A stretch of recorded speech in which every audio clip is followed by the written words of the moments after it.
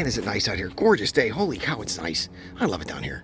But anyhow, I'm working on this GMC, and not all of them, but you know, a lot of these newer vehicles, they have these carpeted wheel wells, right? And they look nice, and I'm guessing it's for sound deadening purposes, and they, you know, and they are nice. But for me, anyhow, I've found that they can be kind of difficult to clean. And you'll see these guys on YouTube and stuff like that, and they'll go in there and they'll use a pressure washer. They'll pressure washer it out.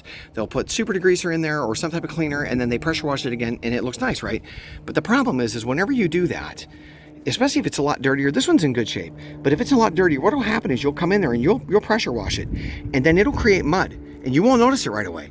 It'll look fine, it'll be nice and dark and this and that, and then what'll happen is when it dries, it'll leave these marks all inside there, and it just looks terrible. And I know it's a wheel well, but you know, in my opinion, presentation's everything. So I'm going to show you how I do it. You can do whatever you want, but I'll just show you how I do it to avoid that problem. One more side note. Another thing, and I, you know, like I said, I'm not against all this, but a lot of times they'll take a brush. They'll take a brush and they'll take that down.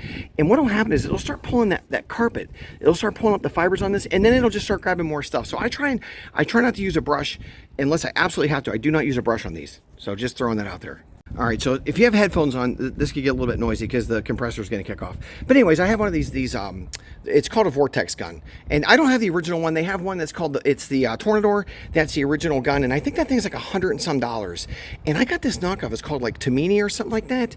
And I got it for under $50, and I've had it for, I don't know, about a year or so at least, and it's worked really well for me. The only complaint they say the difference is between the real one and the knockoff ones is that these use more air.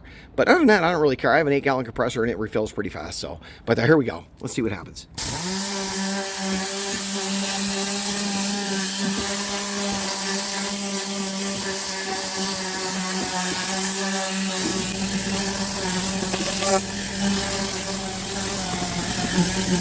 Set the phone down. I couldn't even see in there, but there's a couple little pieces left. And like I said, now what I'm gonna do is I'm gonna put the pressure washer on the just like kind of like a medium to light setting, and that'll knock the rest of that debris out of it. That water will come out clear, and it'll be good to go. I can't show that because I can't hold the camera and do the pressure washer at the same time though. Okay, I just used the pressure washer on light pressure, and now we're gonna blow this out again just to kind of get that excess water out of there.